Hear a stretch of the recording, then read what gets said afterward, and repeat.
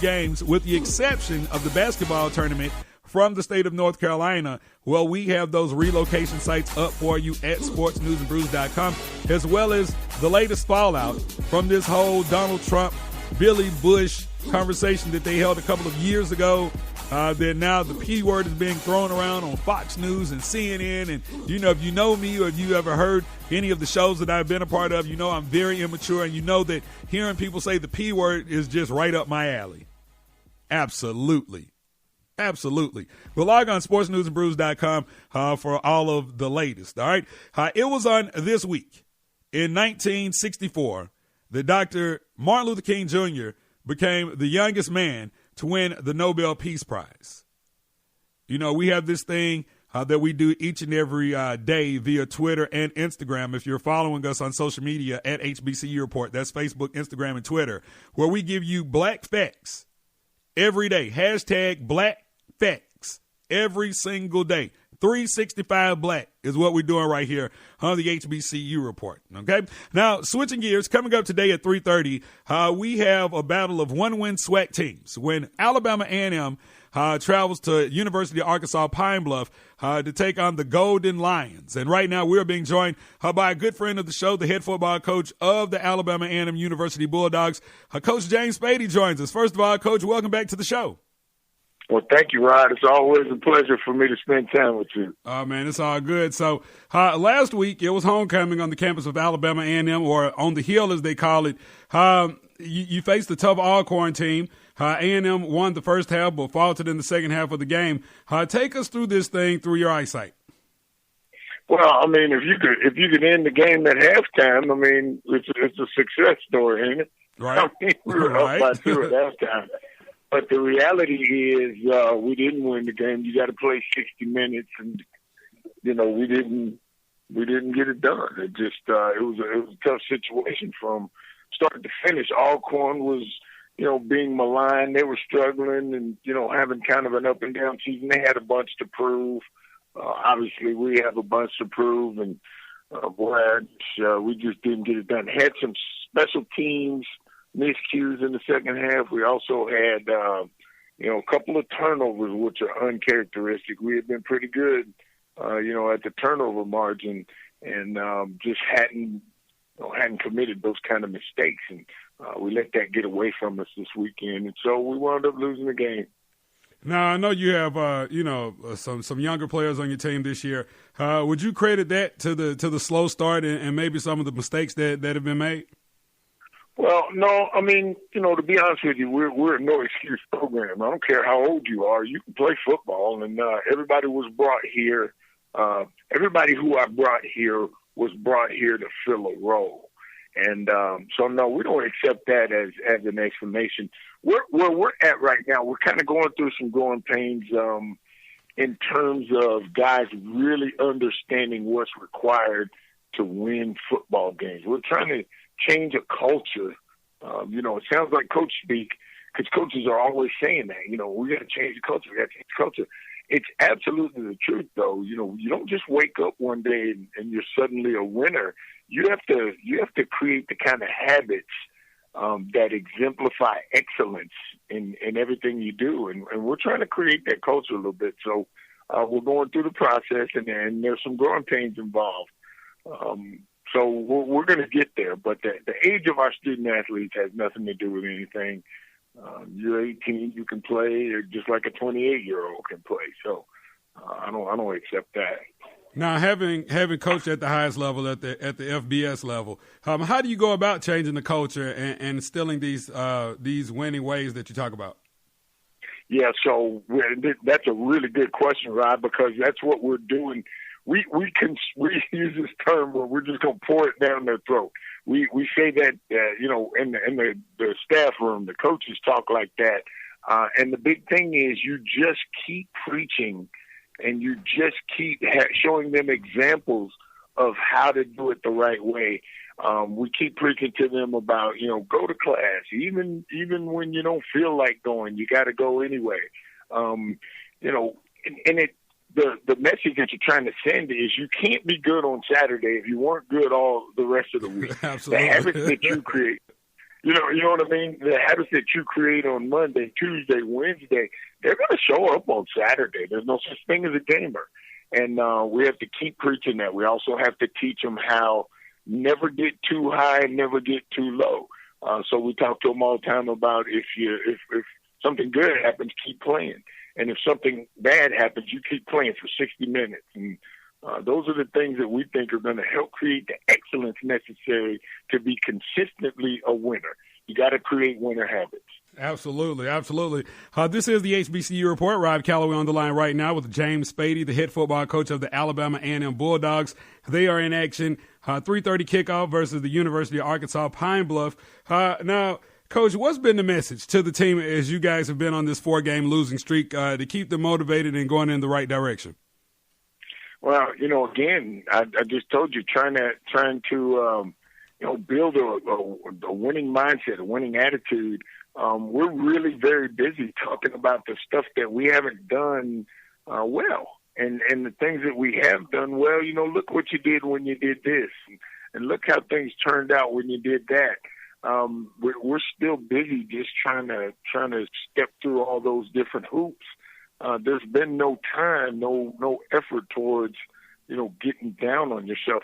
Right now, we're disappointed in the 1-5 record. We're disappointed in our results, but we're not discouraged at all. Everybody here wants to, and I'm talking from players to coaches to the trainers and the managers. We're disappointed, but we are not discouraged, and everybody's trying to do a little bit better. And that's what we just keep pouring down the throats. That's what we keep talking about is, make today a win for you. Today has to be a win. And then we'll worry about tomorrow. Absolutely. Now, this week, your team goes up against one of the top pass offenses in the SWAC. Even at 1-4, Pine Bluff still a very dangerous squad. So how do you keep this team out of the end zone? You better believe they're a dangerous squad. I tell you what, every week there's something that you have to get prepared for. The SWAC is a league with a lot of parity. And what we have to do is we have to play our responsibilities.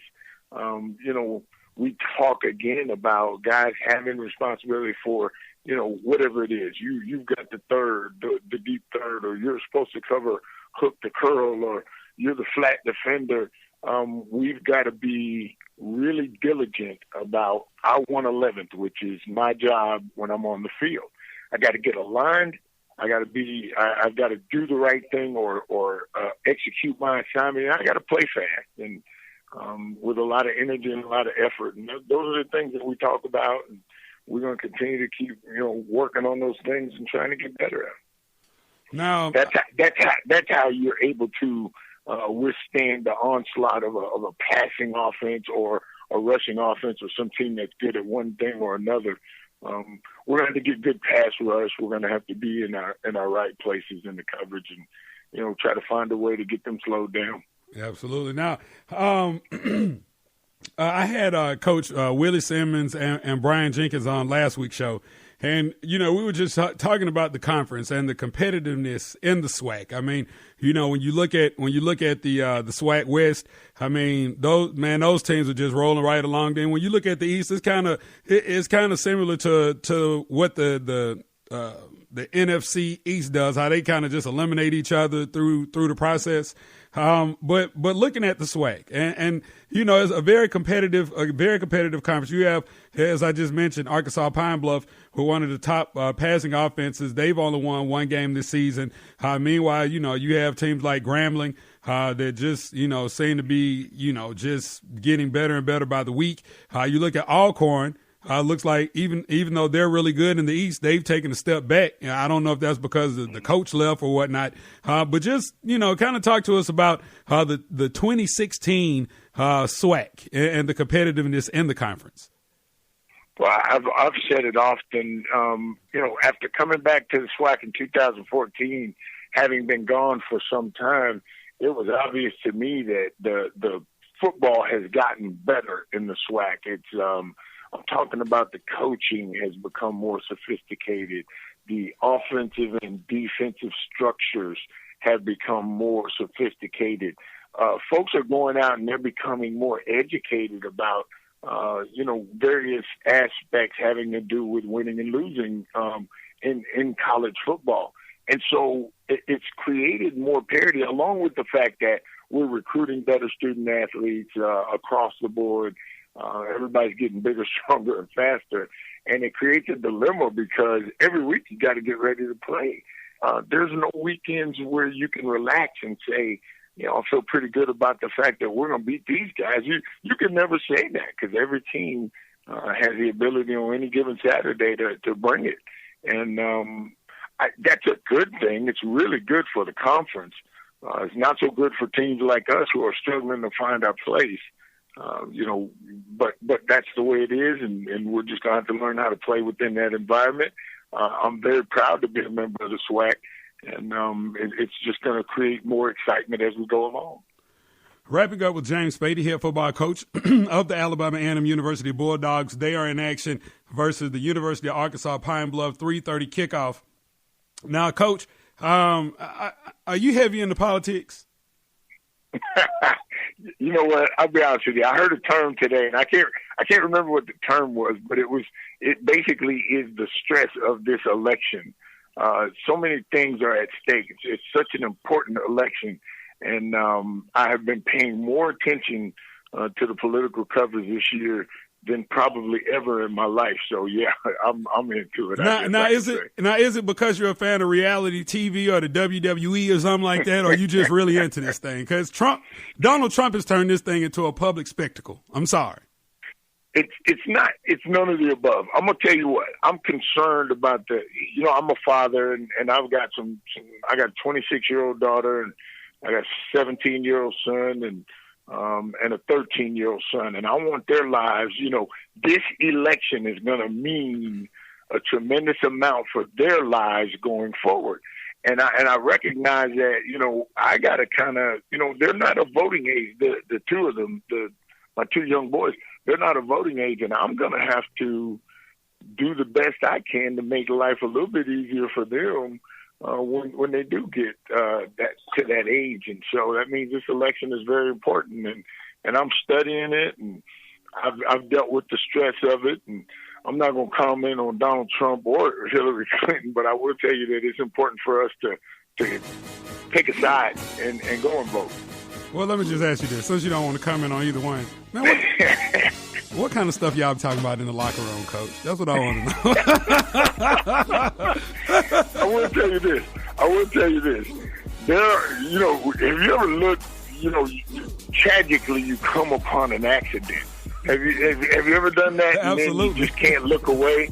It's so sad to look at it, but you can't look away. That's very much what this election is like. I'll put it that way.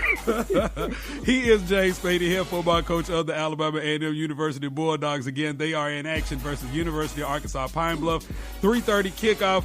Coach, thank you so much for joining us, and we look forward to talking to you in a couple weeks as we get ready for the Magic City Classic. Yeah, I appreciate it, Rod. It's always good to talk to you. Wish us luck, man. Always, Coach. You know you my dude, except for at the Classic. You always my dude, man. You know that. I got you. Thank you so much. All right, man. I'll talk to you. Thanks, Coach.